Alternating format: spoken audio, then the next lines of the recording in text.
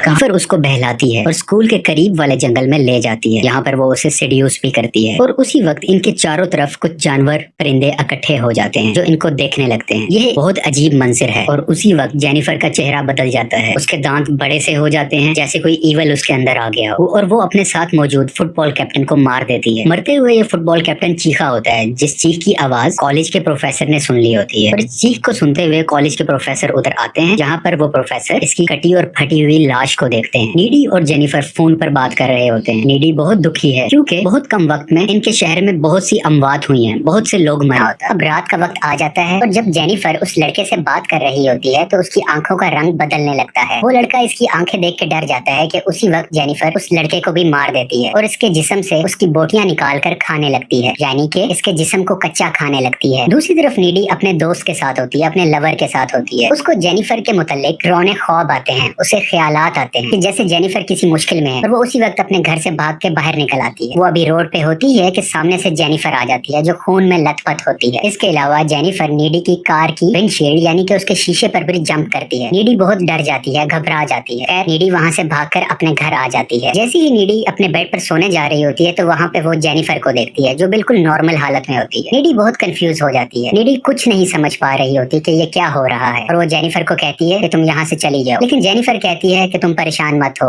हम दोनों best friends हैं और मैं तुम्हें सब कुछ सच बताऊंगी कि उस रात को क्या हुआ। ये उसी रात की बात कर रही होती है जिस दिन उस बार में आग लगी होती है, क्योंकि नीडी ने जेनिफर को एक भयानक रूप में भी देखा होता है और एक नॉर्मल रूप में। तो नीडी कहती है कि मैं सच जानूं और जेनिफर सब बातें बताने लगती है। जेनिफर बताती है कि उस रात जब मैं उस बैंड के लड़कों के साथ वैन में बैठकर गई तो वो मुझे झरने के पास ले गए थे। निकोलाई जो बैंड का मेंबर था और उसके तमाम दोस्त बेसिकली शैतान को पूजा करते थे और वो ये सब इसलिए कर रहे थे ताकि वो अपने म्यूजिकल कैरियर में सक्सेस पा सके। उन्होंने मुझसे पूछा था कि क्या तुम वर्जिन हो, तो मैंने उन्हें कहा था कि हाँ। तो बेसिकली उन्होंने मुझे मारकर शैतान को सेक्रीफाइस करना था ताकि उनको कामयाबी मिल सके। ये बैंड काला जादू बेसिकली कर रहा था। निकोलाई जो बैंड मेंबर था उसने जेनिफर को चाकू मारकर उसी झरने में फेंक दिया होता है। यहाँ पर एक और बात भी पता चलती है कि जेनिफर असल में वर्जिन नहीं होती, जिस वजह से वो जिंदा बच जाती है, लेकिन जिंदा बचने के बाद वो नॉर्मल नहीं रहती, उस पे ईवल पोजेस कर लेता है, शैतान उस पर हावी हो जाता है। मैं एक चीज क्लियर करता चलूं, वो बैंड मेंबर्स इस सेक्रीफाइस के बाद वो भी फेमस हो गए और जेनिफर भी जिंदा बच गई, लेकिन उस पर शैतान हावी हो गया। और वो ये भी बताती है कि जब वो जागी तो उसे बहुत भूख लग रही और भूख की हालत में मैं तुम्हारे घर भी आई थी, क्योंकि तुम मेरी बेस्ट फ्रेंड हो तो मैं तुम्हें कभी भी नुकसान नहीं पहुंचा सकती, इसलिए मैं उस रात तुम्हारे घर आई और फ्रिज खोल के कच्चा चिकन खाने लग गई। जेनिफर अपनी दोस्त को ये भी बताती है कि जब वो किसी इंसान को खा लेती है और उसका पेट फुल होता है तो उसके अंदर एक्स्ट्रा पावर्स आ जाती हैं और वो इस बात को अपना हाथ काट कर शो भी करती है। वो अपने हाथ को काटती है तो उसका हाथ फौरन से खुद ही हील हो जाता है। जेनिफर के पास अब शैतानी ताकतें हैं। ये सब सुनकर, देखकर और जानकर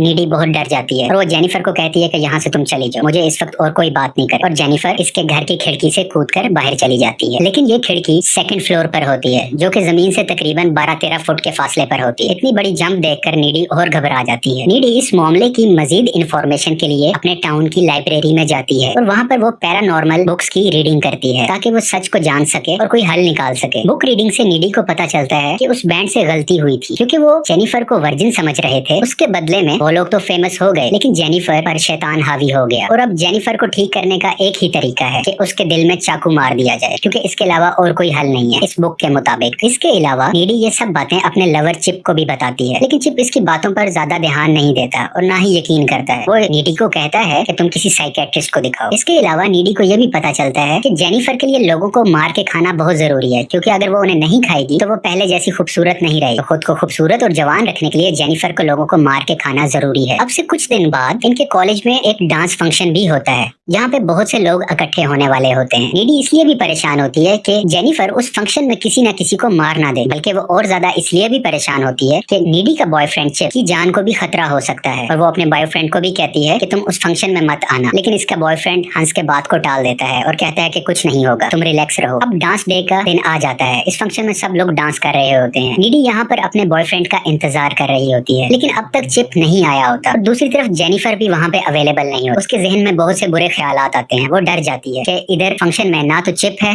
ना ही जेनिफर, और इस परेशानी की हालत में वो उस फंक्शन से भागकर घर की तरफ आती है। नीडी को चिप के घर से पता चलता है कि वो अभी ही कुछ देर पहले वॉक करता हुआ कॉलेज फंक्शन अटेंड करने के लिए गया है और नीडी भी परेशानी की हालत में उसी तरफ भागना शुरू कर देती है। दूसरी तरफ चिप को रास्ते में जाते हुए दिखाया जा रहा होता है, जहाँ पर जेनिफर इससे मिलती है और जेनिफर चिप को गुमराह करती है कि नीडी का किसी और के साथ अफेयर था और यही वजह है कि वो तुम्हें ज्यादा इंपॉर्टेंस नहीं देती। और इनके दरमियान और भी बहुत सी बातें होती रहती हैं। बातों बातों के दरमियान ये इसे एक खंडर की तरफ ले जाती है। जेनिफर का हमेशा से तरीका रहा होता है कि पहले वो किसी को सेड्यूस करती है और फिर उसे मार देती है। जेनिफर चिप के करीब जा ही रही होती है कि चिप उसे रोक देता है क्योंकि वो नीडी से प्यार करता है और वो नहीं चाहता कि कोई और लड़की उसके करीब आए। इस चीज को देखते हुए जेनिफर को बहुत गुस्सा आ जाता है और वो गुस्से में चिप पर अटैक कर देती है, उस पर हमला कर देती है। जेनिफर का ये रूप बिल्कुल शैतानी है। दूसरी तरफ हम देखते हैं कि नीडी इन दोनों की तलाश में भी वहाँ पहुंच जाती है। नीडी देखती है कि जेनिफर उसके लवर के गले पर काट रही होती है, उसको मारने की कोशिश कर रही होती है और ये बिल्कुल खून से भरी होती है, लेकिन नीडी भी उधर कूद जाती है और अपने लवर को बचाने की कोशिश करती है।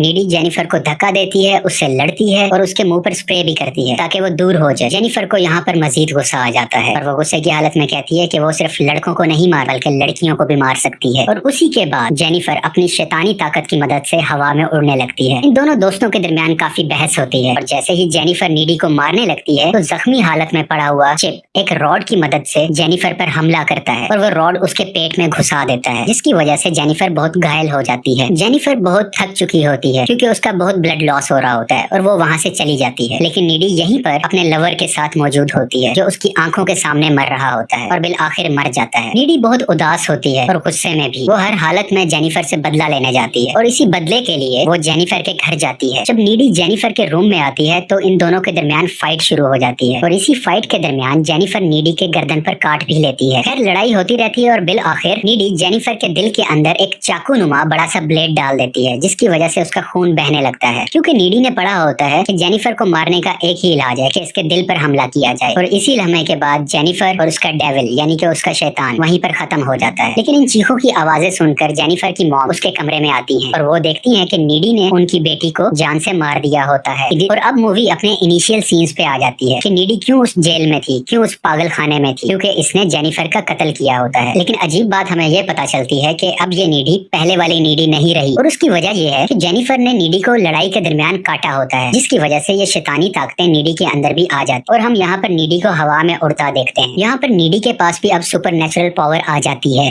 और इसी वजह से वो बहुत ज्यादा एग्रेसिव होती है, जबकि पहले नीडी ऐसी नेचर की नहीं थी। यहाँ पर ये इस काल कोठरी के अंदर बंद होती है, लेकिन नीडी अपनी शैतानी ताकतों का इस्तेमाल करते हुए यहाँ से उड़ जाती है और खिड़की से बाहर निकलकर बाहर चली जाती है, यानी कि इस जेल से भाग जाती है। जेल से भागकर ये उसी झरने के पास जाती है और इसे वही चाकू मिलता है जो निकोलाई ने जेनिफर को शैतानी ताकतें हासिल करने के लिए मारा होता है। नीडी उस चाकू को उठा लेती है और एक कार से लिफ्ट लेते हुए वहीं पर जाती है जहाँ पर वो बैंड होता है, जहाँ पर वो बैंड अपना कॉन्सर्ट कर रहा होता है। हम इस बैंड को भी देखते हैं जो अपना कॉन्सर्ट खत्म करने के बाद अपने रूम में बैठकर अयाशी कर रहे होते हैं, जैसे कि ड्रग्स इस्तेमाल करना। और उसी वक्त वहाँ पर कोई आता है और इन सब मेंबर्स को मार देता है बहुत ब्रूटल तरीके से। इस वक्त तक ये नहीं दिखाया जाता कि ये कत्ल किसने किए, इन म्यूजिकल बैंड मेंबर्स को किसने मारा, लेकिन आगे चल के हम देखते हैं कि सीसीटीवी फुटेज में इनके रूम से और कोई नहीं निकल रहा होता बल्कि नीडी ही आ रही होती है, यानी कि ये तमाम कत्ल नीडी ने किए होते हैं। और इसका मतलब बिल्कुल क्लियर है, नीडी ने उन म्यूजिकल बैंड वालों को मार दिया जो कि वो डिजर्व करते थे, क्योंकि उनकी वजह से ये सब कुछ हुआ था। उसका लवर मरा था, उसकी बेस्ट फ्रेंड मरी थी और भी बहुत से कत्ल हुए थे। और यहीं पे इस मूवी की एक्सप्लेनेशन खत्म